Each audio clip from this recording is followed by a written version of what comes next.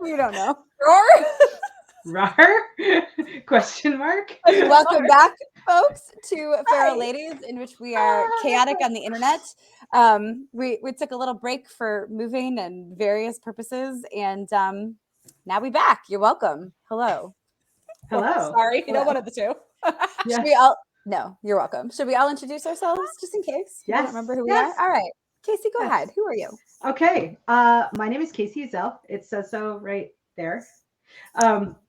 And I write science fiction and fantasy and noir and maybe sometimes a little bit of horror. I now live in Massachusetts, which is great for that whole horror vibe. It like rained. It was very Lovecraftian today. It was awesome. And I served 23 years in the Air Force and flew some helicopters. So I write about those sometimes too. Nice. Yeah. Melissa, your beautiful hair. Hey, with my beautiful, Melissa got her just hair got done my today. hair done. Yeah, for you all and also herself. Yeah, you are welcome. Mostly for you guys, because let's be clear. I mean, so hey, I'm Marisa Wolf. I write sci-fi, I write fantasy, and I always put romance in because I write what I love to read. I also served in the Air Force, which is how I know Kacey. And then I met Marisa at Fantasy, which hopefully we'll all be at next month. And yeah, I'm just happy to be here because we're going to have fun. Have fun.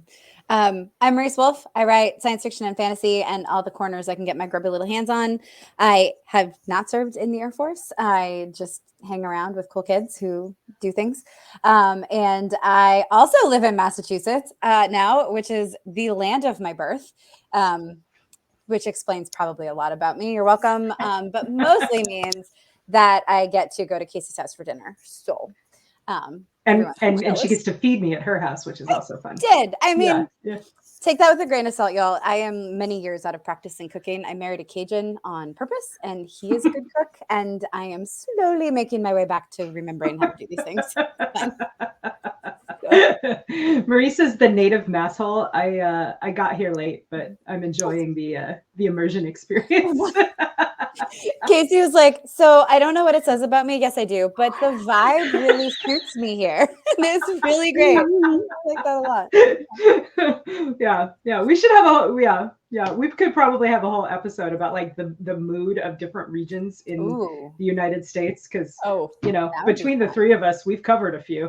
Yeah, we've been to a lot. Yeah. I feel like I've got 3 good solid ones. Texas, which is its own.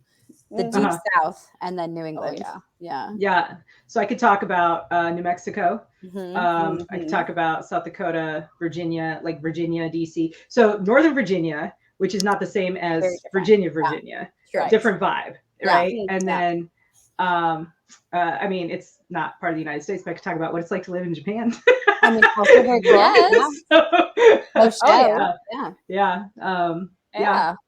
So. Future Florida, show. Michigan. Oh, Florida. I lived in Florida for a while. Yeah.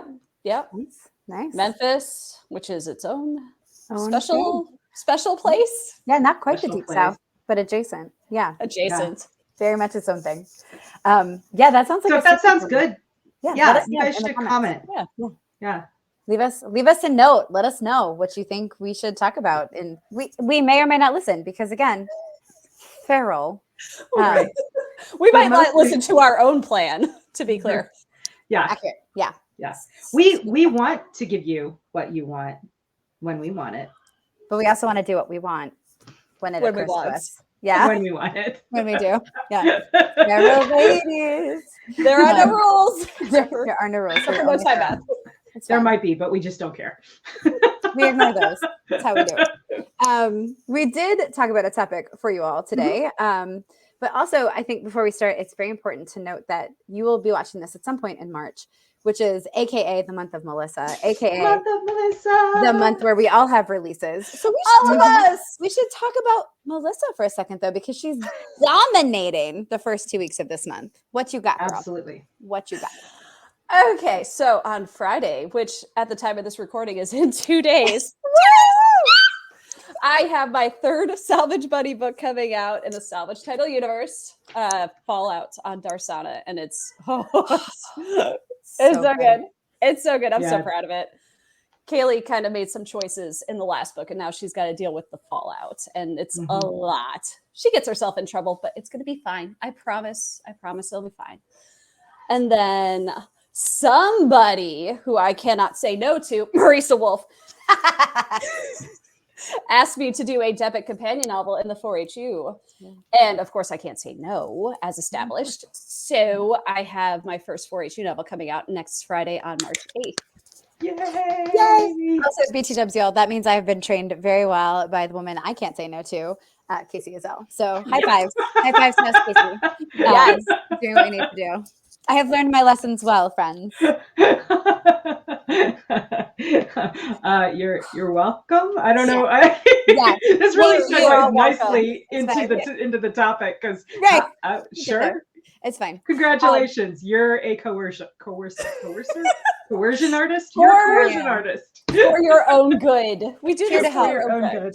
That's right. And I did. And also, you all watching this are welcome because I can't take any credit for the first book. I really can't take any credit for the second book either. But you are welcome that they exist because I got to read them early. And I can't even tell you which one is my favorite. They're both really, it is only 6 minutes in, really effing good. I like them a lot. I love them. And I would use stronger language in about 4.5 minutes. Give us time. Yeah. Right? 10 minutes in, 15 minutes in. I don't know. Yeah. But regardless, they're both real good. And I'm a little sad we can't use my blurb quote for thank you for doing time math over Five there. reels. 5 reels. 5 reels. Real good. Real. So real good. My original blurb for Companions in Chains, which comes out March 8th, was something about Science Guild mind effery, the power of friendship, and grumpy cat assassins. I think grumpy is what Melissa put in there because it's her character and she is correct. But I think I just said like cat assassins and mind effery and the power of friendship. And the power of friendship. And the power of friendship. You're welcome. Right. Yeah. Really good books, you guys. Which one made me goose honk? Oh, it was Darsana. It was followed over Darsana. So I get to read Melissa's books early, like not quite as early as she reads mine. Thank you. Melissa gets mine when there's still like word vomit in there, like things in brackets that are like put cool shit in here later. Oh no, so sad. Yeah, mostly Melissa's make sense when I get them, which fine. At some point, there is a moment, and I will pay you 5 cents if you figure out what it is. In which my comment to her, because I don't know how many people will figure it out, so I can't overpromise here. 5 cents. We don't overpromise here. Yeah, I don't overpromise. I set this bar low. I will give you a maybe shiny, maybe dull nickel.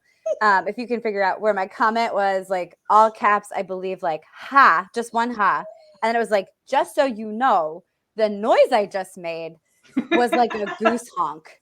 Because I basically am just like reading along and I just went, ha! Like it was just, it erupted from me. It's a really good book. It is my goal to make Marisa goose honk for everything she reads right now. And I almost got her on the short story I sent her. You did. Almost. It was so close. I did cackle, but it was not quite a goose honk. So, but it's real good. It's real good. The goose honk. Hashtag goose honk. Hashtag goose honk. Yeah. Welcome to Feral Ladies. It's gonna be great. When we do our live launch party on Saturday. So Saturday the 2nd, we're gonna be live and causing chaos. If anybody in the chat can figure it out, I will give them a book. Ooh, that's a good giveaway. The stakes are high. 5 cents and a book. Yes. 5 cents and a book. So Saturday the 2nd, not on this channel, but hopefully producer Jeremy will be very sweet and put a link in the description.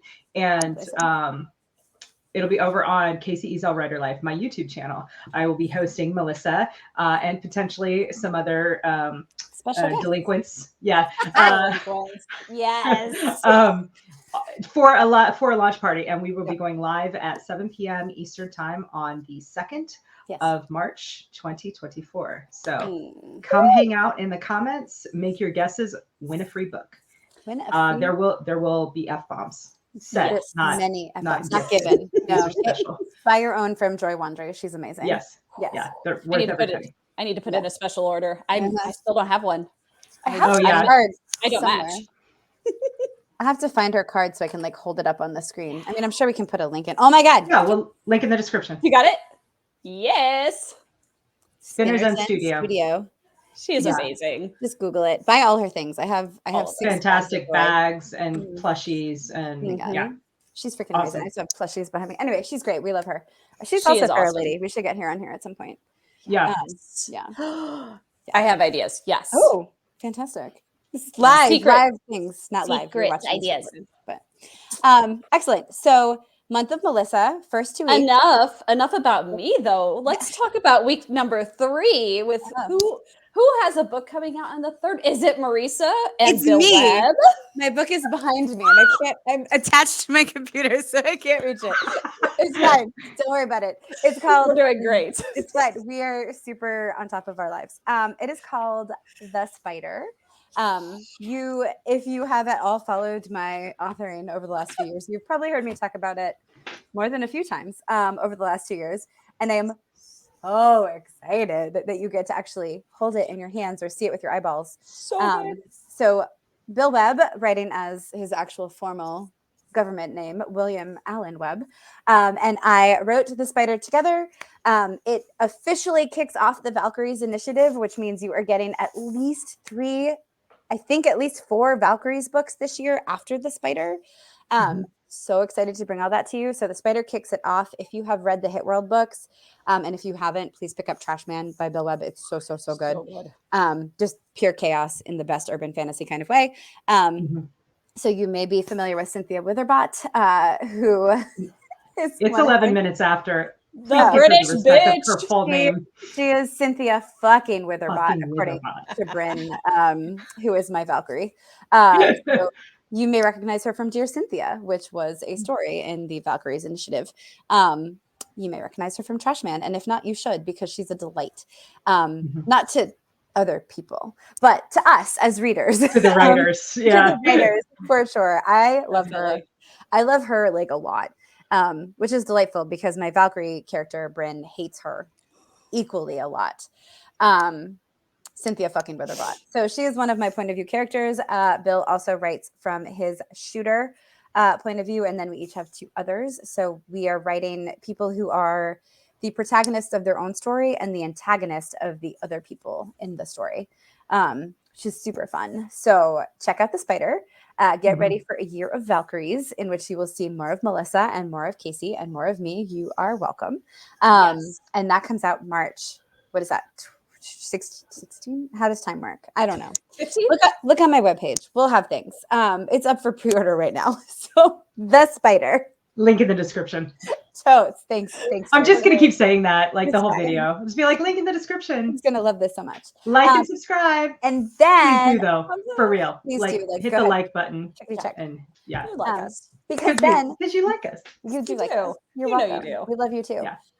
March 22nd, something else is happening. What else is happening on March 22nd? Well, it's John Ringo's birthday. Yeah. Cool. Nice. The only reason I know that is because it's the day before my birthday. But The Queen's Fixer is launching into the universe after over a year, 2 years of talking about this book. It's finally coming to fruition, and I'm so excited about it. So The Queen's Fixer is the first book in a new space opera series created by me, and it is a shared world in which I currently have one core author besides myself, and that is none other than the factory boss, Chris Kennedy. So the Queen's Fixer is by me, and then that'll come out March 22nd. And then the second book is The King's Daughter, and that Chris and I wrote together because I needed a dad, and you'll see why when you read the book, but I needed a dad to help make this what it needed to be. And so, Chris has 3 children, and they're grown, but once a dad, always a dad, right? So, and then we finished it up with The Conqueror's Promise, which will come out in May. So you're gonna get bam, bam, bam, 1, 2, 3, and then July, probably July. depending on how the publishing schedule goes, we will be releasing a new anthology, which I can't tell you the title of yet because I'm not 100% sure what it is. It hasn't been finalized. Yeah. But I mentioned it's a shared world, right? So I invited several of the best and most talented authors I know, including these two bitches, to write stories in this shared world space opera universe. And they both said yes. And so you can look for that in July. But March 22nd, Queen's Fixer, the journey begins.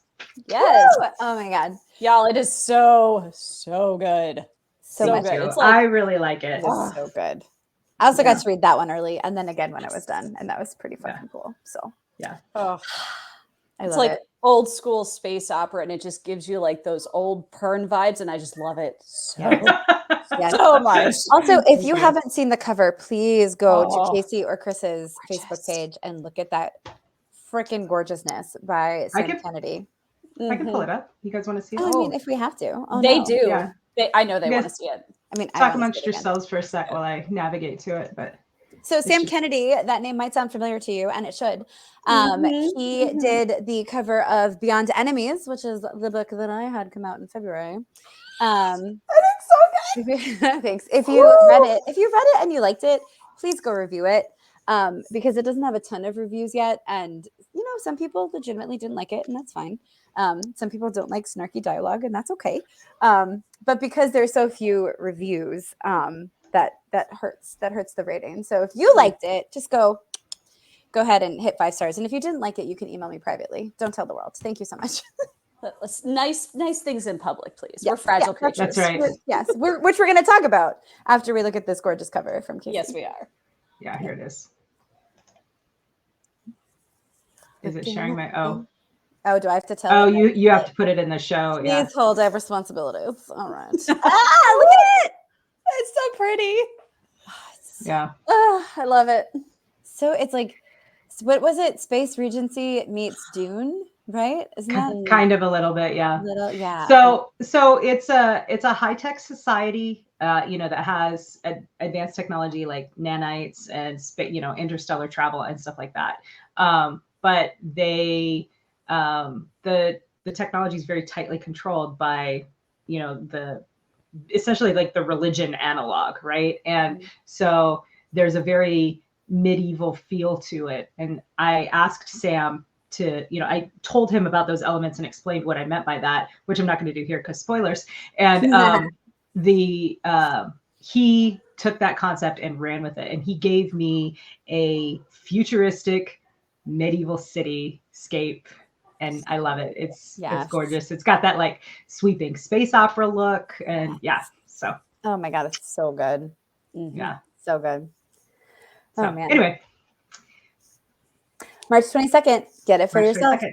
For your own hands. I've also seen, I don't know if it's public yet, so I can't tell you more, but I've also seen another cover that Sam Kennedy has recently done that'll be coming out from Bain later this year, and it is fucking awesome. So clearly, Sam Kennedy, genius. He's a genius. Very lucky to live in the time that he is doing covers. Super nice guy. Yeah. Cover great. Goals. Right? Yeah.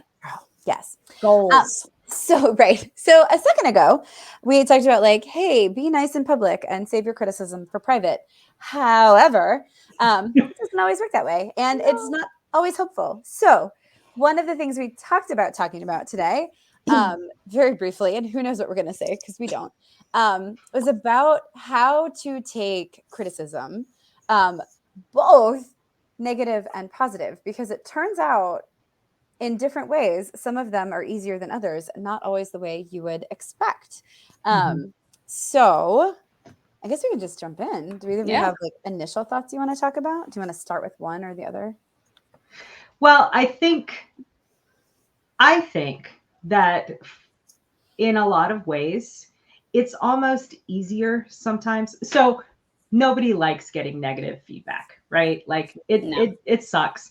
However, we are trained from a very early age in how to take negative feedback because, you go to school, you get a bad grade. That's negative feedback. You have to learn to deal with it, right? Like you go to school, you wear something and, the all important friend group doesn't like it. That's negative feedback, et cetera, et cetera. Insert your own scenario here. But being told that things are great is, you know, it gives us positive feelings, which is awesome. Except I think sometimes we're also trained from an early age to, you know, don't get a big head about things. Yes. Don't, you know, don't believe your own hype. Don't get high on your own supply, Tony Montana. You know what I mean? Like it, sorry, random drug reference for the win. Well done. We loved it. But you know what I mean? And so a lot of us, a lot of people that I've talked to, I feel like we're sort of trained to be somewhat self-deprecating. And this kind of goes into, you know, in an earlier episode, we talked about imposter syndrome and how insidious that can be. But it comes from the same place, right? Nobody wants to be the stuck-up kid with the big head who, you know, thinks they're so great and is just out of touch with everything. Nobody wants to be that guy or so. But so it makes taking positive feedback, particularly in a positive or in a public environment, really uncomfortable sometimes. And so, like, you know, how do you learn to do that gracefully? No. And I'll let you know. I don't know. Figure it out. Right? So and the one thing I would add to that, like, there is a line between negative feedback and constructive criticism. Yes. Too. Right. And I don't know that as an American society, we are taught to deliver that super well sometimes. Because people are like, oh, I got to dance around it. I got to give you the shit sandwich. I got to tell you something good, then something bad, then something good, which is, you guys, it's bullshit. It's inherently inauthentic and it's terrible. Don't do it. Especially if you are really reaching for the good stuff just so you can deliver the bad stuff. It feels gross. But like there is the sense of like, I hated this. Oh, okay. Not everything is for everyone. I hated this and you're a bad person. That's negative feedback. Right? We don't need that shit. Like keep that to yourself. Tell it to your friend offline. Don't share that with people. Also, don't make that connection. Like, the world is hard enough, but that happens a lot. Like, don't be a dick. Yeah, like I didn't like this, and so everything this person has ever done is terrible. No. Okay, like, okay, no, thank you. I also, to Kacey's point, was always taught in my career that like you deliver constructive criticism privately, but you deliver praise publicly, which is a great theory. Except to Kacey's point, we are not taught or given a lot of practice in gracefully accepting that positive feedback. And so you get people who are like, okay, thank you. Right. Which I have literally seen you do. I do. And I promise you, this is not false humbleness. Like, oh my God, I'm so great. Thank you. It's embarrassment. Like, I am melting. Like, I can't feel my bones. And like, I very, very solidly am a fragile creature sometimes. And I thrive on positive feedback. However, when I receive it to my face, I'm like, I don't know what to do about this. I'm having a lot of feelings. And I just need to go. I can't be here anymore. It's too much. And I thought we should talk about that because that's right. Because again, we are not saying don't give us positive feedback. No, please, we love it. Please give it to us. Like every other author ever, we are in this for the attention. Like, let's be clear about that. Right? You know, I mean, I'm not going to bullshit you, but it's. It is a line to walk, right? And you know, for me, it's also a matter of degree, right? So if someone comes up to me and is like, "Hey, I loved your book," it's like, "Hey, man, thank you. I'm so glad you liked it." Somebody texted me just the other day, and I'm not going to call their name out, but if they're watching this, they're going to be like, "Oh yeah, that was me." Texted me, and there's like, "Hey, I just recently read your book," and I think it was the latest noir anthology, and they're like, you know, I just read it and I thought it was awesome, loved it, and I was like, thank you so much, I'm so glad you liked it. Which to be fair, is kind of a standard response, but that's because I genuinely am so glad whenever someone likes what I put out into the world. And he was like, you sound like a commercial when you say that. And I'm like, I'm shopping. That's totally why. Like, I'm at BJ's Wholesale Club right now shopping. Can confirm, I was there. She was there. So anyway, so it isn't, just the sort of, what I thought was my sort of safe response, my genuine thank you. That means a lot to me. Mm-hmm. Kind of maybe comes off a little bit commercialized and fake, and that's not what I want at all. Because I want to connect with my readers. I want to have that that I want them to see the genuine me and to feel that connection. Mm-hmm. So it is, and it's also a matter. I started to say this and then got distracted because that's who I am as a person. That's who we do. Yeah. How we do. It's also a matter of degree too, because like sometimes it's like, someone will say, "Oh, I liked your book." This is totally going to sound like a humble brag, you guys. I'm just going to go ahead and own do it. Do it. Sorry, I'm sorry in advance. But someone's like, "Oh, I really loved your book," and you're like, "No, oh, thank you." And they're like, "No, I really loved it." You're like, "Okay, no, it was so good." You're like, "Okay, thank you. You're really intense." And I appreciate every moment, but I am frozen with indecision because I don't know how to react to you, because I feel like you want something from me and I don't know what it is. Yeah. Watch my face turn beet red. Yes, please. Yeah. Public praise. Like, it's not just embarrassment though. It's also like just like that giddy, like, oh, you did? You really liked it? Oh my God, I'm like dying, but I'm trying to be professional. God damn it. And it's like, I'm like, goddamn professional, and holy crap, it's awkward sometimes, but it's also really cool. Yes. And then we act awkward because that's also who we are as people, and it just tends to spiral sometimes. Like, thank you. And again, we are not saying don't give us praise. Please give us praise. Just please be understanding when we act super weird. Yeah, just enjoy watching an author squirm. It's fine. Right? It's probably the safest way to do that. At least without consent. That's the line. That's the consent line. But I'm doing a crossover here. I don't know. I'm exercising vampires. It's fine. What I just marshalling an aircraft. A little bit. Nope. Less. Nope. More. Yeah. For the very first time I thought of something. So when Melissa was saying, like, watch me turn bright red because I don't know like what to do with it, but I'm trying to be a professional.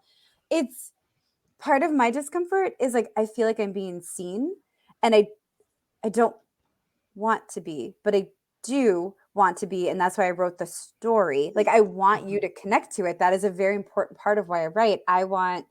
So at MarsCon, I think we talked about this on something. I don't fucking know what.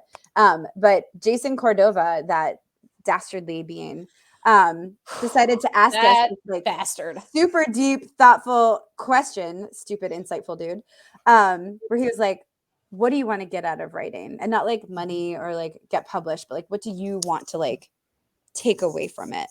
It's kind of a hard question, right? It's all insightful and deep and shit. And I was like, I'm just at MarsCon, man. I want to like have fun with my friends. But now we were in the bar, like night sweet. zero.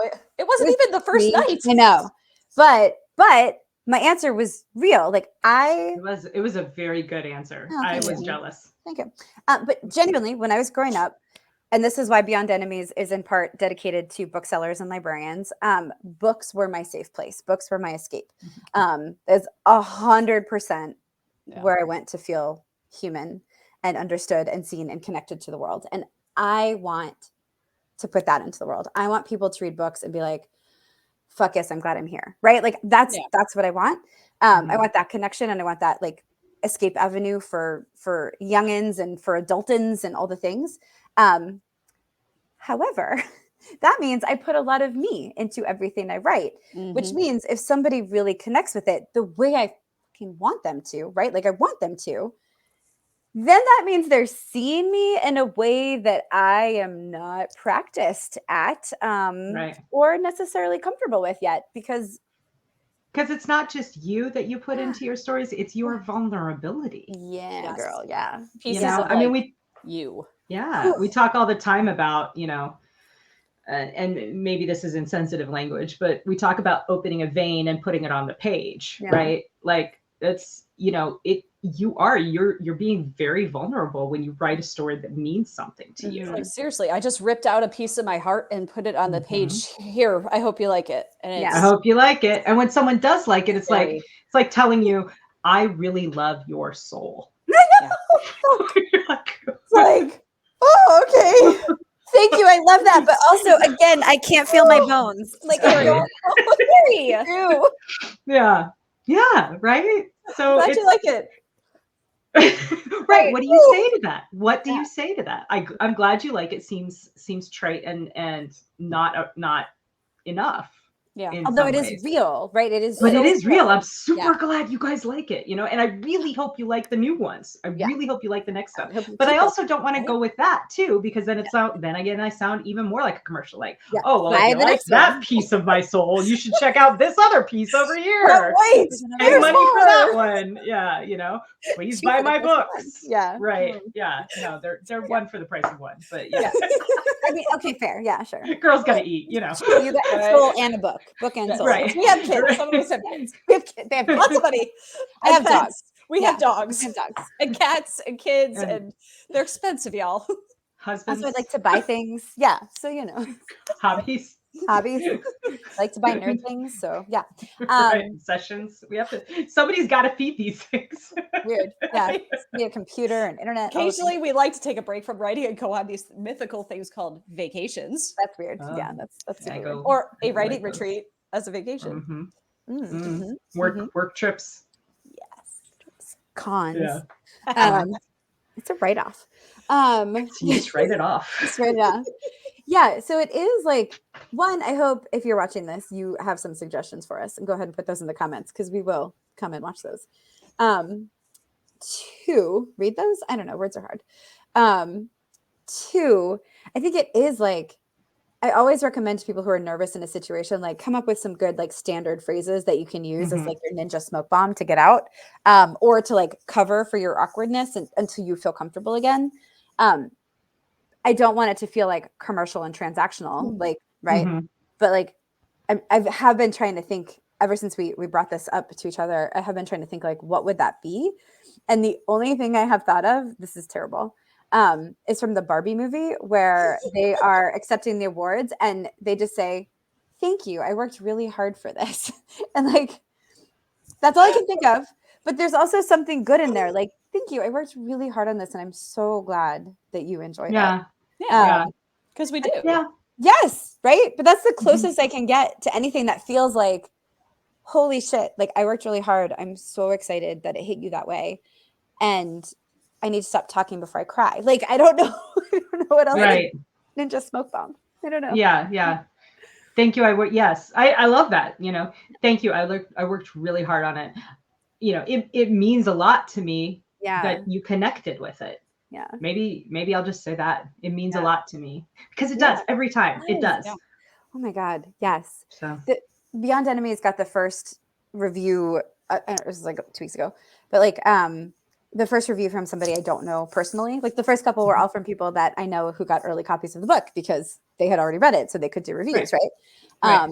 So the very first one, and yes, I read my reviews. Like, come on, I'm not gonna. We all do, right? Like, Who doesn't? Whatever. But one of the first ones, somebody that I had never met, and I just sat and grinned at the computer like a big dumb dummy. And to be fair, like, if you want to get a more measured response from me, go ahead and email that shit because I will read it, have my little like, that was awesome. Yeah. And then I can respond like an adult. Call us. Yeah. Squee about it. Oh my God. Yes. Shriek real loud. The dolphins. Cackling like a dumbass. Yeah. To be fair, this isn't just Marisa. Like we all do this shit. Oh, we all absolutely. Yeah. These are my people. Yeah. Oh, did you hear that shriek from Memphis? That was me. That was, yeah. Oh, and then we like send them to each other too. Did We you do. see this like rave review of your shit? Like, oh my God. Yeah. Pterodactyl we noises. totally do. It happens. We totally do. Which maybe that's something to bring up too. Like, you know, I think community can really help us figure out how to respond in these types of situations. You know what I mean? I mean, that's what we're doing right now, right? We're workshopping it, if you will. Trying to come up with how do we do this? It's like, girls, I'm stuck. Help. You know, yeah. Valid. Also, total side note. Love it. We totally look like the fucking Powerpuff Girls right now. Just wait till I get the pink added to my hair I next Friday. know. I know. It's gonna be amazing. Oh, I can't wait. LibertyCon. I'm gonna get like a little hair refresh before to celebrate my girl, the Mistress of ceremonies. Mistress. The Toastmasters. I started to say master, and I was like, "Fuck no, she's the mistress. It's fine. We got this." Yeah, and Kacey is also going at the same time to get her hair refreshed, and I have been plotting to try to get Melissa here to go to the same badass hairstylist. But so yeah, we'll powder puff that shit, or Powerpuff. We need shirts. Yeah. T-Public. We need costumes. Yes. All right, we'll do that offline. No Okay, spoilers. all right. Come to LibertyCon. You guys, we'll figure it out. it'll be a surprise. Don't tell anyone. We don't know what we're gonna do, but it's gonna be awesome. Yeah. I did just get a My Little Pony shirt. I'm just saying. Yes, I have to get mine. Oh. Ideas. Okay. Secrets, guys. Shh. Dragon Con is also a See you thing. in June. Yes. Nobody tell anybody. Yeah. Keep it all for us. Just the 100 people who watch this and This us. is the Feral Ladies circle of trust right here, guys. Right. We trust you guys. Welcome. You've been you. inducted. You're Except for you, Nick. Nick, you better keep your mouth shut. My evil twin is evil. Yeah. Mm. I almost got revenge. Keep his mouth shut when he wants to. He does. He really does. He really can. Oh my God, that asshole. Yeah. Really cleverly. I did almost get revenge on him, but it was spoiled in the best way. But it was. Yeah. Great. It was great. Yeah. So, okay. So we talked about positive feedback. Yeah. Let's talk about negative feedback. And I would really love to break it up into constructive criticism and just straight negative feedback like you were talking about, Marisa. Yeah. Do you want to start, Melissa? You look like you got something. Yeah. I've got something. Yeah, go for it. Okay, so this actually popped into my brain the second we decided that we were going to talk about this, because it's something I think that is a little bit more common nowadays. Now we have social media, we have access to people that we didn't have when we were growing up, right? Like you were always told, like, if you can't say something nice, don't say anything at all. And for the most part, people still don't do that to our faces. But online, oh my goodness, it's like y'all forget you're talking to real people. Yeah. And people can be so mean. It's like, dude, just say out loud what you just typed. And if it sounds mean, it probably is. So I think that's where we get a lot of the more hateful or just plain rude, like maybe you didn't mean it to come across that way, but it did. You kind of hurt my feelings. Like, but to our faces, I have never experienced anybody being just plain mean in public, right? Like for the most part, people are fairly cool. Sometimes they'll do like the constructive criticism thing where it's like, we can talk offline later, but right now I've got to get to the thing because we're at a convention. But I've never had anybody be like mean to my face, which is it's nice. It's nice. Yeah. But the most I've ever had, the most I've ever had to my face is like the sort of like high school mean girl, like oh, I'm gonna ignore you thing. Oh the rude. Which, fine. Like I literally learned how to deal with that in high school. Right. Junior high? Yeah. So, okay, that's cool. If you would like to ignore me, I'm happy to ignore you right back, and whatever. That's fine. But no, you're right. Like internet, things that people say on the internet can be hurtful, right? And I don't know if hurtful is always the right word, but it can because I think off-putting maybe is a good way to put it, because I do think that everybody talks about this when you start writing, right? They talk about that's why they say don't read your reviews. Well, you're gonna read your reviews. You are. And in some senses, maybe you should, because you can get good feedback from your reviews. You can certainly find out what resonates with people. You can find out like who your audience is, like all that kind of stuff can come from reading through your reviews. However, you can also get that like ridiculous drive-by 1-star with no explanation that like tanks your rating right out the gate when your book releases, you know, before your book releases even. Yeah. Right. Yeah. Super fun. Super fun. Love that. And so like that is hurtful. It festers. Yeah. But also demoralizing. You kind of know to expect it a little bit because people talk about shit like that, right? Yeah. So but that doesn't make it hurt less though. No. And I don't know if hurt is the right word. It doesn't make it feel any better, I guess. Yeah. It can be demoralizing. Demoralizing is the right word. Yeah. Like, and the best feedback that I have ever read, the best piece of advice I've ever read about negative feedback, so not constructive criticism, which is a different thing, is like, whatever your favorite piece of literature is, or your favorite national park, or anything, go read the reviews for that. And see that this thing that like changed your perspective of your life. There's somebody who's like, this is trash. Like, I hate it. Grand Canyon, it's just a fucking hole in the ground. Like, ew. There were mosquitoes in the woods. Like, so dirty. People, like, anything you love. There are people out there who hated it and wrote about it at length, how much they hated it. And just remember, like I have said this on podcasts before. I'm gonna say again, and you'll hear it again. Like, I came upon Neil Gaiman's Sandman when I was of the age to make it my entire personality. I fell hard in love with it. I read everything he wrote for years. I still read just about everything he writes. But it was like my whole personality for a little while there as teenagers. And did you draw the little death curl in eyeliner? Oh, I learned I could do. I can't do it anymore. I need to get that back, but I could do that. I had an Ankh. I have an Ankh tattoo, y'all. Like, I am who I am. So my whole personality, and I think it was Neil Gaiman's advice. And so I went and I read the reviews for things that I love that he wrote. And sure enough, there were people who were like, this absolutely didn't work for me. And some of them were just like normal, responsible, whatever reviews of like, it didn't work for me. Here's why. Okay, good luck. And then there are people who are like, this is the worst set of words that have ever been put together in the history of time. And you're like, right. And you're a bad person. You're a bad person for putting those words together. And I think you suck. And I was like, oh shit. Okay. Yeah, this is accurate. So yes, not everyone's going to love my shit because not everybody loves the things I love. Like, not everything is for everyone. And I do try to remind myself, and it like 90% works to remind myself of that, of like, okay, not everything is for everyone. And one of the more recent negative reviews that I read, the thing this person didn't like is the thing that I am proudest of in my writing. And I was like, cool, I literally am not for you. And you absolutely should not read anything that I write because I love this shit and you hate this shit. And that's cool. That's okay.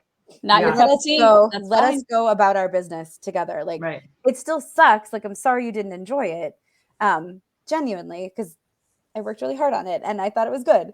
And it is good, but not for you. And that's, so it's still like, there's that 10% that's still like, but I want everyone to love me. Yeah. But like 90% is like, that's cool, man. Like, I hope you find something that really works for you because you deserve that. Because this isn't it. I don't have it. Yeah. And it won't be anything I write ever. If you don't like snarky dialogue, this is not, I am not your girl. Do not come on my adventure. Yeah. Like that also, we should probably not meet in real life. Yeah, you probably would also very much not enjoy me in real life. So you're probably not watching this, but like via Ventios, I hope you find the shit that works for you. I love that for you. Yeah. Nope. The other thing too is that I think, to Melissa's point earlier about the internet being unprecedented access to people. I find it helpful to kind of keep that in mind as well, because sometimes criticism is legit, right? And sometimes it's just people being mean on the internet. And so like for example, as I mentioned, I have my own personal YouTube channel and I haven't been posting a lot of long form videos on there since basically before I started this move. Although we're getting back to it, Saturday the 2nd, come hang out. But I have been doing a lot of shorts. And I got a comment on one of my recent shorts where it was just the word cringe, right? So I guess they didn't like my little short video showing how beautiful Maine was. Okay, that's cool. Yeah. You know what I did? I went ahead and deleted the comment because it's my channel and I could. And it wasn't a comment that I was going to get anything out of. And if you find my content cringe, okay, again, I'm not for you. And that's fine.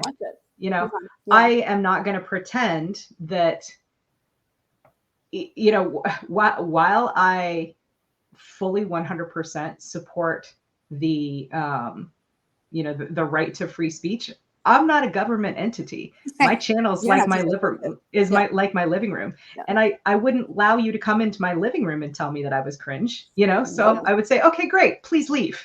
And so I think keeping stuff like that in perspective has been helpful for me too. That's smart. And you know what? If you want to come at me for deleting comments on my YouTube, just don't. I'm just going to delete your comments too. Right? Like you're a private person. You can say whatever you want in your own space. Right. Like, and you are welcome to keep your negative comments on your YouTube channel. I would like to keep my YouTube channel to be a positive place for me and also for people who like my work. So that's what I'm going to do. Okay. So that is a big, so any of you who are watching this who are authors, want to be an author or want to be in an industry, like a creative industry, I recommend that you keep the positivity, not false positivity, but you keep the positivity outward. Because one, you don't know who you're ever going to work with or have a chance to work with, or who might be speaking your name in rooms that you have offended by writing a really nasty review about something they wrote. And you don't want to do that. So the second I was starting to think about, and I tend to be pretty positive as a whole anyway. If I don't like something, I just don't like it and I move on. I try not to spend a lot of time thinking about it or posting about it or talking about it. I said I try. There are nerd rants that I have done in my life recently also. It's fine. But mostly I try, if I'm going to review something, especially now as a professional author, if I'm going to review something, it's going to be something that I feel was 5 stars. And I'm going to give those 5 stars. I'm going to feel really good about it. And otherwise, I'm just not going to mention that I read it or saw it or whatever it. Or I'll just be like, you know what? That wasn't for me. I tapped out real early. Like, or if I'm giving feedback, I will give it to that person privately via email. If I've been asked to do that. Yes, for sure. Which is also to the constructive though. It's not, I don't think I've ever given anybody negative feedback. Yeah. Well, that also goes back to like praise in public and, you know, criticize, you know, in private. Yeah. And you know what? I strongly recommend. Yeah. And I want to point something out here because I know, you know, people always bring up Larry Correia because Larry has a reputation for being, you know, Larry will throw down on the internet. That's part of his shtick. That's part of his persona. But if you pay attention, the only people in the industry, and the industry being, you know, writing or publishing or whatever, the only people in the industry with whom Larry has ever thrown down on the internet are those who attacked him first. Yeah.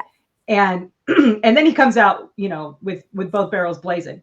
Pun definitely intended. Right.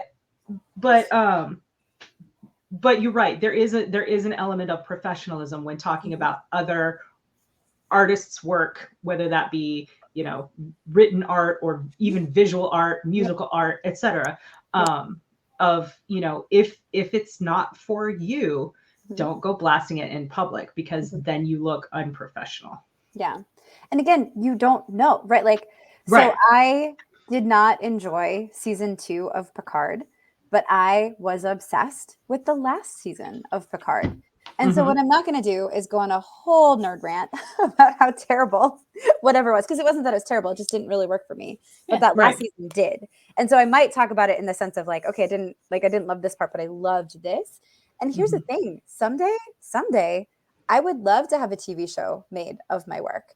And for all I know, I go off on this like crazy rant about this thing that I hated on this episode. And that writer happens to be in the room when they're like, oh, what work should we adapt? You don't fucking know. Like, and in the same way, I don't want somebody to go on a 30-minute rant about how much they hated my book. I don't want to do that to anybody else. Like, you put your work out there and it was successful at what it was doing. It just didn't work for me. But then you did this other thing and holy fuck, that was amazing. So I might use it to like compare, but I'm not going to spend a lot of time pulling anything down. with a caveat. I have lots of caveats. It's nuance, right? We're humans. Right. Unless it is something in which the people who made the thing showed zero respect for it. Last season of Game of Thrones, the actors were amazing and they did their all. Like, I feel like the writers worked really hard, but the show writers like made very clear that they didn't care. They were done. They were moving on to new things. And that's okay, but I feel like you can call people on that. So that's my nuance of that. But I'm also, again, not going to go on a 5-minute rant about it. I'll just hold this. You know what? I'm going to give you some more nuance, specifically about season 8 of Game of Thrones. Okay. We love you. You worked really hard on that, guys. Good job. However. Yeah. Well, we saw what you could do and it was better than what you gave us. I think there was a bit of an emphasis shift. This is a yes and situation. Okay. Sure. This is not me contradicting you, but I think that there was right. But I agree with you. And I also think that there was a bit of a shift in the storytelling to a more visual emphasis, because if you look at it, the cinematography, I think that's still the same word. The cinematography for a TV show versus actual cinema. Season 8 was gorgeous. Absolutely. Visually gorgeous. Yeah. More so than previous seasons. I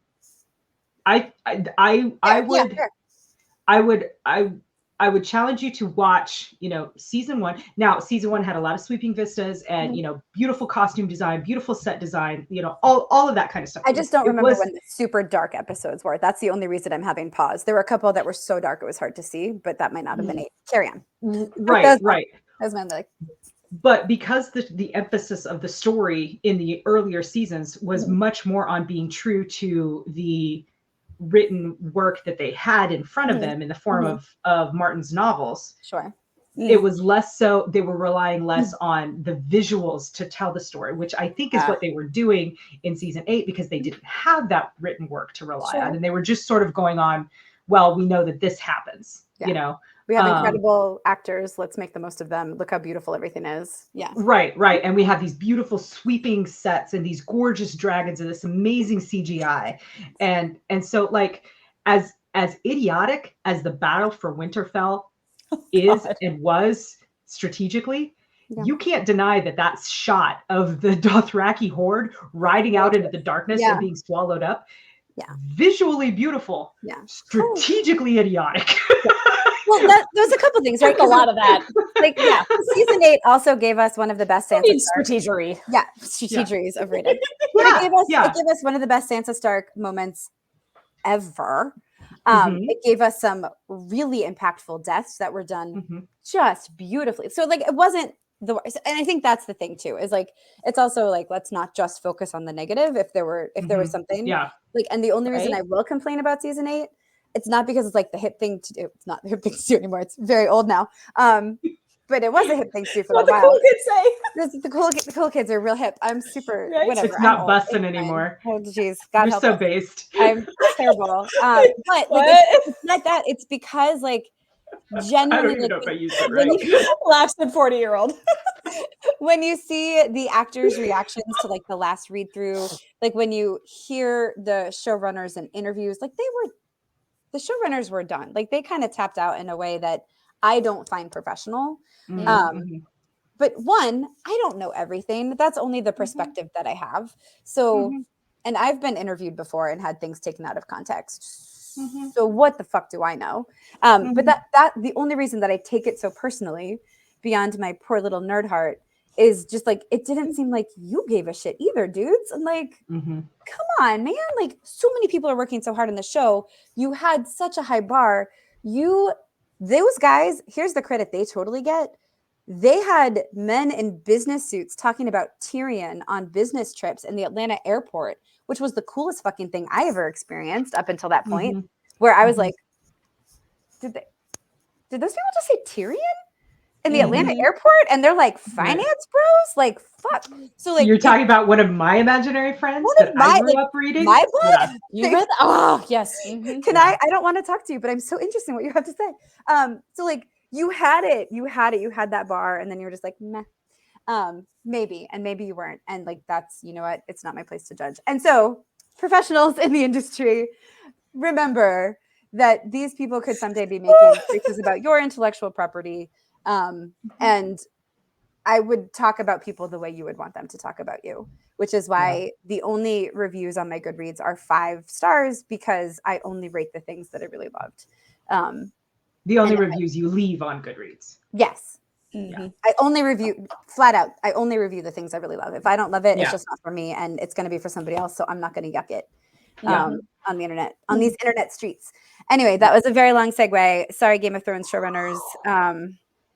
But kudos. We told you we weren't going to stay on topic, guys. Kudos and to it your was all related. cinematography. But again, like, I hope some of that was constructive and not just negative, because I'm not like, you are shitty people, you're terrible. It was just like, it seemed like you were done and you opted out, and that sucks, man. Like, that super sucks. And maybe it's not true, but I'm not saying you're terrible people. Vaya con Dios. Like, they have gone on to work and be very successful, and some of them on shows that I really like. So kudos.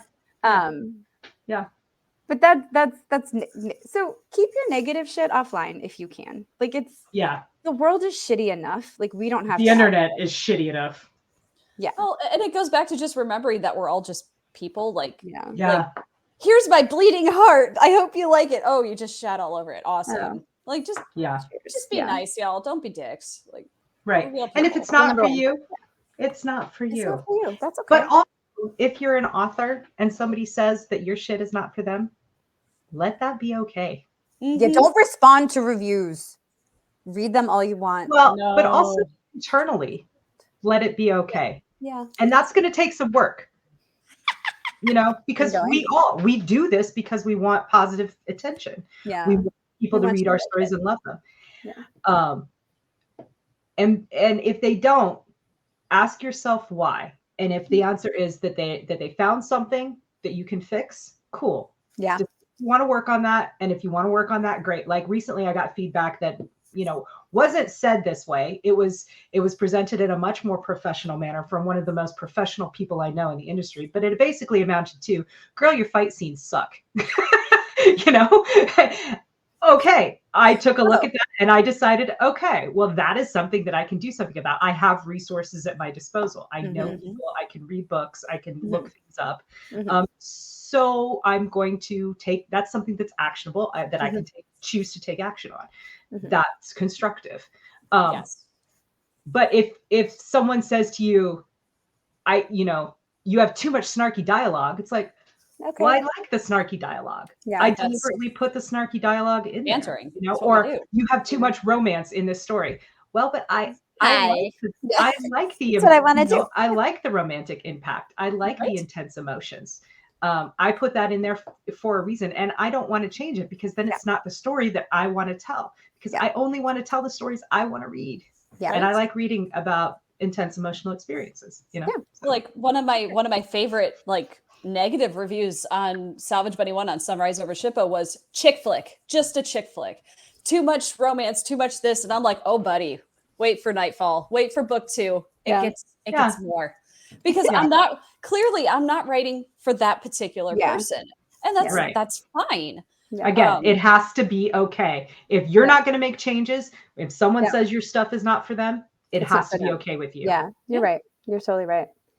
Because you can't be everything to everyone. Yes. And everything isn't for everyone. And that is genuinely okay. Like, that's a whole other episode. But I hate shrimp. My husband loves shrimp. Yeah. I cannot stand shrimp. He's not going to hold me down and force shrimp into my mouth. I mean, no kink shaming, but you know, right? That's not our kink. That's not our thing. You probably also won't stop him from eating shrimp. Right? Exactly. I'm not going to yuck his yum, but he can't make me yum his yuck. Yeah, fair. Nuance. Yeah, right. I like it. Good side. Yep. You wiped that away. Like, oh, that didn't sound good. Make that go away. No, it was a full circle. It wasn't a wax on, wax off situation. It was a full circle. That's fine. Oh my god! I just fucking honked. So good. Okay, well, we broke Melissa. We can come back. Okay. Yeah, you were cackling a second ago. Did you have something else you wanted to add before I take us to constructive criticism and then we wrap up? Me? Yes. Yes.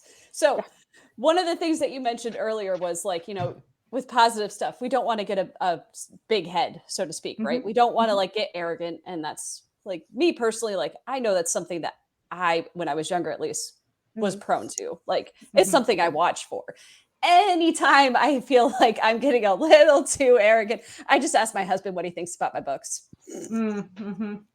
Because my husband is an asshole. And he will tell me exactly what he thinks. And in a good way. He's like, no, it's good. Here's the things that you messed up, did wrong, could have done this better. And I'm like, he critiques it like it's a flight. Like, yeah, good flight. We landed. Okay, here's what you fucked up on. Yes. He was a fighter pilot. It's what pilot. He does. Yeah. He was an instructor, right? Yes. Yeah. Yeah.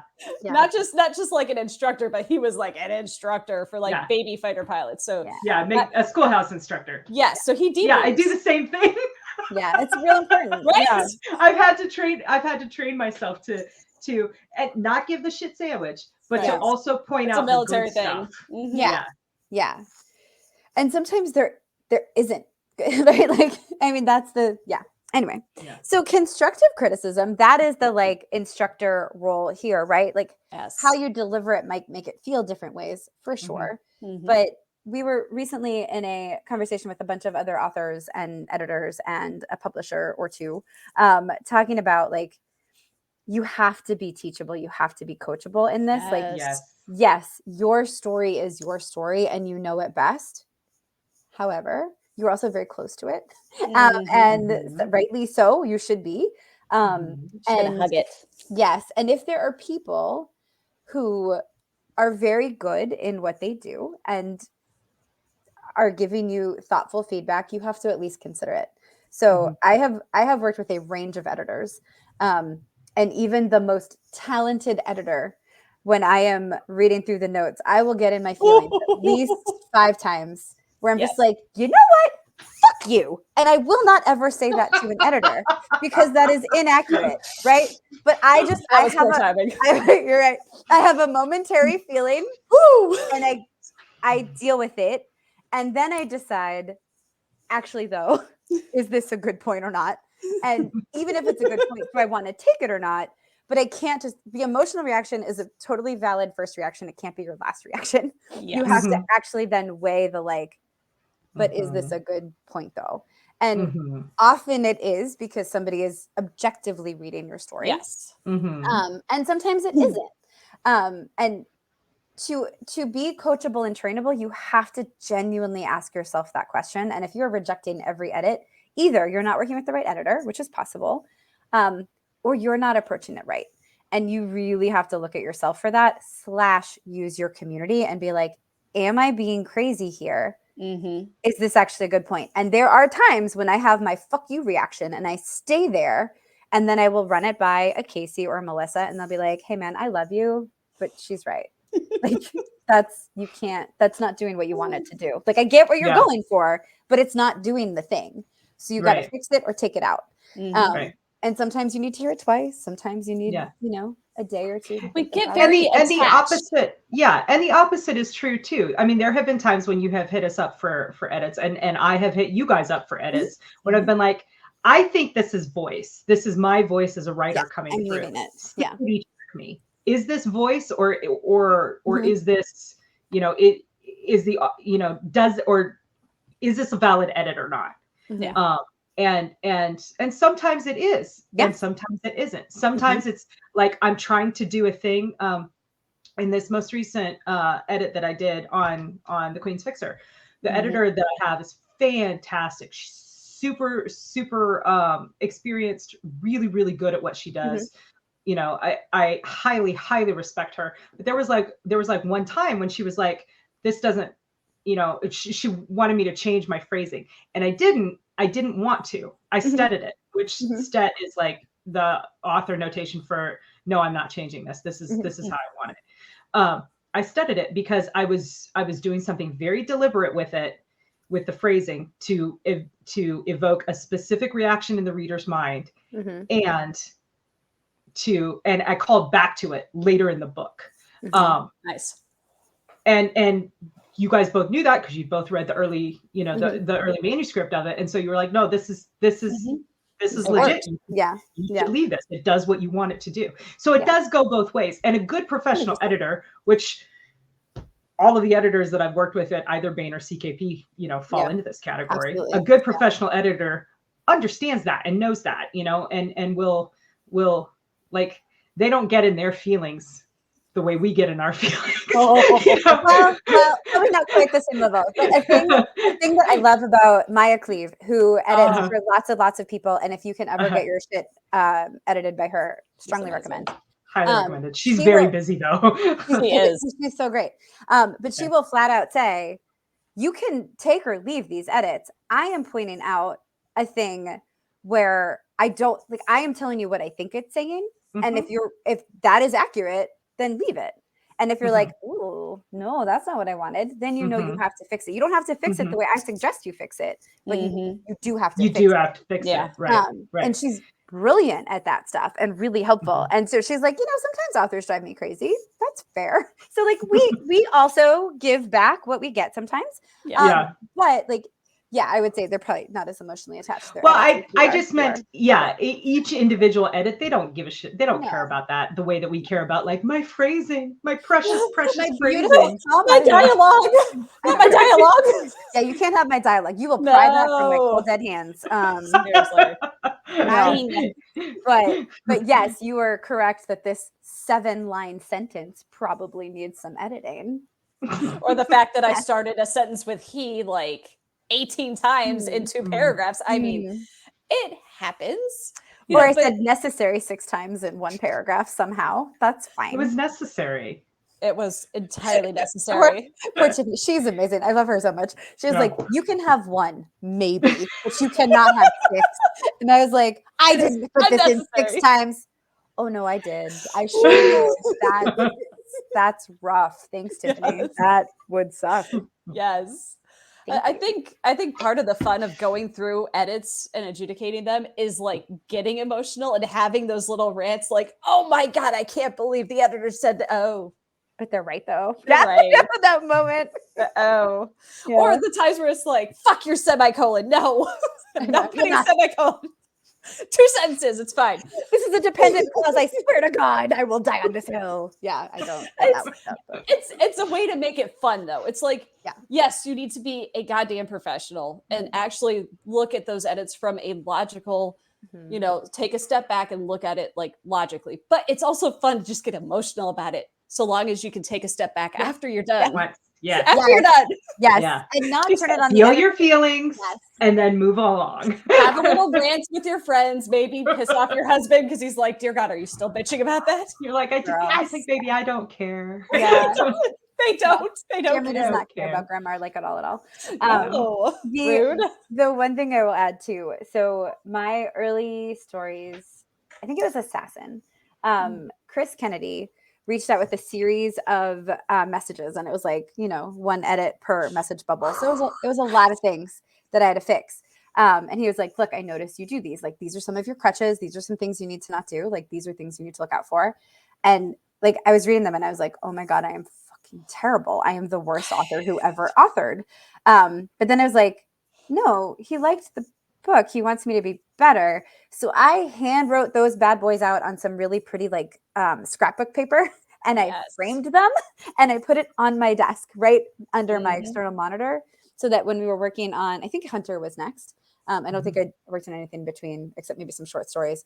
But even for those, like when I was going through for editing, I would go like line by line on my handwritten notes from Chris. And I told him that after we passed in Hunter, because he had a couple of new things for me to work on. And I was like, cool. But like all these things that you told me about Assassin, like I didn't do, right? Like I have them printed out, like I sent him a picture of it. And he was like, oh shit, you take this seriously. So then he gave me even more like nuanced feedback because I had proven I was worth the time. Like he could take the time to help me get better because he knew that I would apply it. And boys and girls and everybody else, like you want that. You want an amazing professional in your corner to believe that you are professional. Because the leveling up that you can do when somebody takes an interest in your career and your work I mean, I think I was an entirely different writer between Hunter and Assassin, or Hunter and but Hunter and Ally. You were. Mm-hmm. You are. Yeah. But like everything, it's you level up with every book. But especially if you are listening to the feedback that you're getting from people. Be coachable. Seriously, be coachable. Yeah. Take your feelings, put them aside, and feel listen. Yeah, and feel then them, let them go. and then move on. Yes. Just move on out. Yeah. I got feedback from Chris on my latest book, on the Companions novel, and I'm sitting there going, oh man, I'm cringing. I am like in an airport on my way back from Colorado, cringing. I'm like, oh God, I can't believe I did that. Yeah. But he took the time to like send me actual examples. Like he doesn't just go, hey, do this better. He goes, do this better. Here's why. Yeah. Here's how it, here is a no kidding excerpt from what you wrote. Here's what you did. Here's what it could be. And you go, oh, that's better. Shit, that's so good. Yeah. Examples like that's it's amazing. So put your feelings away and learn. And again, to Marisa's point, he's not going to invest that in you if he thinks you're just going to blow him off, right? Like if nobody wants to talk to a blank wall. Yeah. Nope. I recently had a 4-hour phone call. Yeah, you did. We are all very jealous. BT does. It was a developmental edit call, is what it was, where an individual and I workshopped a novel of mine, and we went page by fucking page through that bitch. And the feedback that I got was so powerful and so valuable. And this is a person who does not have the time to do this on the regular. Yeah. And when I expressed my gratitude to them, they responded with, well, you're right. I don't do this all the time. Some of it is because because it just takes so much time, and I can't do this for, I know a lot of authors, I can't do this for every author. But this person went on to say, but I know you'll take this and you will make it your own, and you will, and it will make you, it will help you become what you want to become and help you make this project what you want it to be. And I'm really excited to see that happen. So you've got to make them excited. You've got to make them excited to see that happen. Otherwise, they're not going to invest that time in you, and you are going to miss out, and the whole world is going to miss out on the beauty of what is possible for you to create. Yes. Oh my God. Okay. Well, that's a good summing. I can't up that. Right. I'm really good at last lines. Yeah, that was yes, you are. It turns out she really is. Yes. I can open, but damn, can Kacey cook. I'll just hold up the middle. It's fine. It's fine. Dude, I suck at middle, so good. Thank you. Yeah. Cool. They don't call it the murky middle for nothing. The middle. Okay, so you did sum it up really well. But when I did, I read my reviews. So I was interviewed by this gentleman. I had read his review, and it was overall very positive. But he had like actual constructive criticism in there, and it was really thoughtful and really insightful.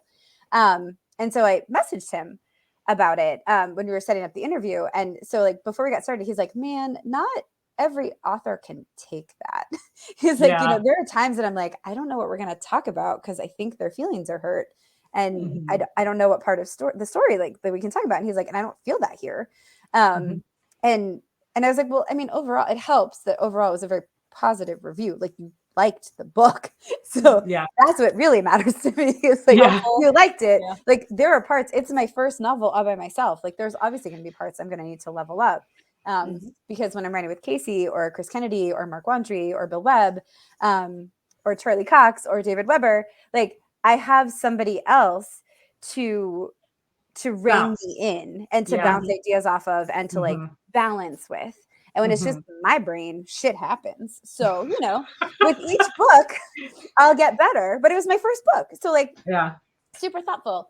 But that was like, I think he might read my next book because like, he knows that he can give his honest feedback and I'll be like, oh, cool. Okay. No, that's helpful.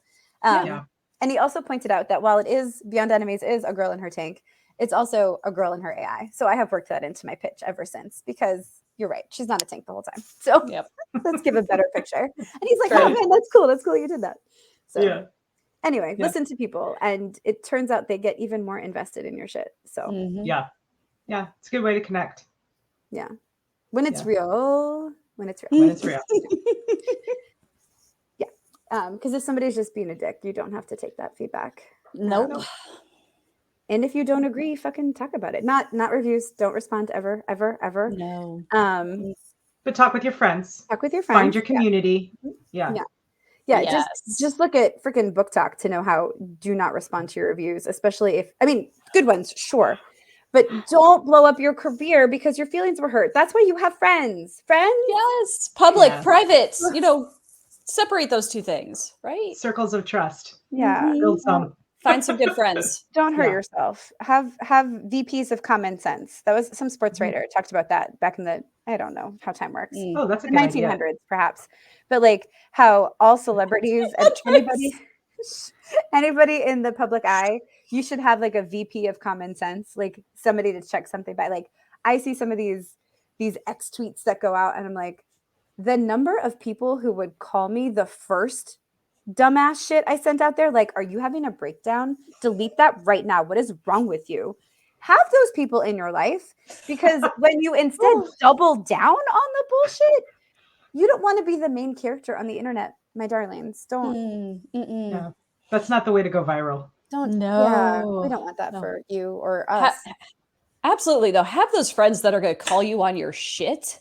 Have those friends that are going to tell you, "Oh, sweetie, you are good at what you do, but right here, this part of like chapter 1 or this don't work, and here's why." Like have those friends that you can have those honest conversations with, even when it sucks, or when you're nervous. Because I gave feedback to a couple of friends of ours last week, and it was the first time I'd had to like really give some like not negative feedback, but like constructive criticism along the lines of, this doesn't quite hang together the way you guys did it, but it's easy to fix. But at the same time, it's not going to hurt my feelings if you don't take my criticism. But if I didn't say something, I wouldn't be doing my job as your alpha reader, right? Right. Absolutely. So, have those people that can do that for you is super helpful. Yeah. VP of common sense / helpful feedback giver. Okay. Well, we've ruined Kacey's perfect last lines. You can rewind 4 minutes and watch it and just end it then again. It's fine. You can do that. But don't before this part where we tell you where to find us. Yeah. Okay. That's right. Outside of this safe space. Of this, circle of trust. We're doing this more because Feral Ladies is fun as hell, and being chaotic on the internet with my favorite people is pretty great. So you will see us more often with more guests. We've got a couple of really awesome guests lined up for the next couple of episodes. No spoilers because I don't know when these things are airing. So as we go. So stay tuned to watch this. And in the meantime, Kacey, where can people find you? So you can find me on the internet at kaceyezell.net or .com. I own both of them. You can go there and you can sign up for my mailing list. I actually have 2 of them. If you're a romance fan, I have a romance mailing list too. So that's kind of cool. We talk about on the romance list, we talk about romance books. On the regular list, we talk about sci-fi fantasy books. Both at either one of those, if you join, you'll get an invitation to my private Discord server where we talk about all kinds of things, to include raccoons. Don't ask. But that's sort of like that's like our internet hangout is on our Discord server. In addition, if you like my work and you want to get it before anybody else, you can go to reamstories.com/Kacey Ezell. There's a link on my website and it will take you to my Ream Stories, which is a subscription service, kind of like if Wattpad and Patreon had a baby, like they, got it on and produced offspring.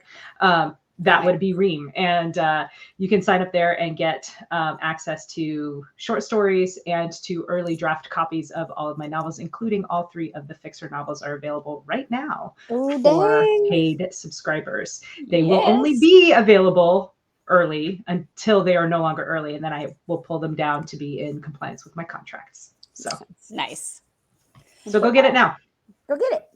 Yeah. Oh, and in real life, you can find me. Vanessa is the next one coming up. And then Yeah, in April. And that is in Durham, North Carolina. I'll be at LibertyCon in Chattanooga, Tennessee in June. And then I will be at Dragon Con in Atlanta, Georgia at the very end of August. My mouth really wanted to say October, but it's It did. You fought for that one. Good job. Yeah, I did. The very end of August, going into September, Labor Day weekend, I'll be at Dragon Con. So come find me. Say hi. Give me a high five or a fist bump or a wink. Don't wink. It looks creepy. That's super creepy. Yeah. High fives. High fives. Hi. Yeah. All right, Melissa. Okay, now that I'm dying. All right, you can find me on my website, melissaolthoff.net. I don't go both ways yet, but at some point I'm going to have to buy .com just to keep up with these ladies because, I mean, you can sign up for my newsletter. It works now, I think. I fixed the problems. Thank you, MailerLite. Yeah. Nice. So you'll be able to get a free short story once I get that automation set up, which is a goal for this week because we never stop working. You can also find me on CKP, Chris Kennedy Publishing website with all of these ladies. You can find me on Facebook where I spend way too much time and I will answer comments, messages, whatever, because I mean, it's fun. In real life, you can find me at Mid-South Con, which is actually my home con. It's the first time I'm going to go. Marisa is going to come stay with me. We're going to have sleepover fun and check this thing out because it is Memphis is special, y'all. It's finally in a place that's safe enough for us to go to. So we'll report back and let you know how it is. And hopefully, fingers crossed, my wonderful husband will work his schedule magic in April and I'll be at Fantasy and Raleigh with, again, these ladies. LibertyCon is definitely happening. The only question is whether or not my children will be there with me. So you're welcome either way. And then DragonCon, again, hopefully I should be there. So Nice. Yeah. Awesome. all the things. Awesome. I am also March 22nd, Queen's Fixer by Kacey Ezell. March 1st, Fallout Over Darsana by Marisa Wolf. March 8th, Companions in Chains by Marisa Olthoff. Then you can find me at marisawolf.net, marisawolf.com because I do go both ways. Sign up for my newsletter. I have lots of gifts, not with a T. I will not send you presents except for 4 short stories. So, you know, some presents. Lots of shenanigans on that mailing list. Please to join. The in-person shenanigans, you've heard most of them. I will be at Mid-South Con with Melissa. We will be operating on no sleep because sleepover. Then Fantasy with Kacey and Melissa in Durham. LibertyCon, mostly shrieking in joy anytime Kacey is talking. Then I will be at DragonCon, my original con, and Deep South Con. I will be in October in Helen, Georgia. So, you know, also breaking news today, I'll be doing some virtual panels for Balticon. So, you know, that's nice. So, you know, just cool. filling my weekends with nerdery. So come to join all my nerderies. And then you can catch us here on the CKP YouTube page. Also, Kacey has her own, which will be linked in the comments. I have my own that eventually I will do things with. Yes. Maybe these things. I don't know. Feral ladies everywhere. That's all. That's all we got. We're going to stop. It's not all. Nope. We're over. Nope. Oh, March 16th. Oh, March 16th. I was going to say, you forgot something, sweetheart. I was here to celebrate my friends. That's why we got you. Thank you. I love you very much. VP of Common Sense. For everyone else, not for myself. No. It does not work. So much easier for everybody else. External. We are each other's VPs of Common Sense here. Here to help. Spider comes out March 16th. It kicks off the Valkyries Initiative, which if you like urban fantasy, if you like shenanigans, you're gonna want to be a part of the Valkyries. You get stories by Kacey Ezell. You get stories by Marisa Wolf. You get stories by me. You get stories by Matt Novotny, Bill Webb. There are other really cool people who have not yet turned in books, but are going to, and you're gonna want to read those too. So come join us in our shenanigans. That's all for real though. So we're gonna go be feral offline. Like and subscribe. Bye. Bye. Bye guys. See you next time.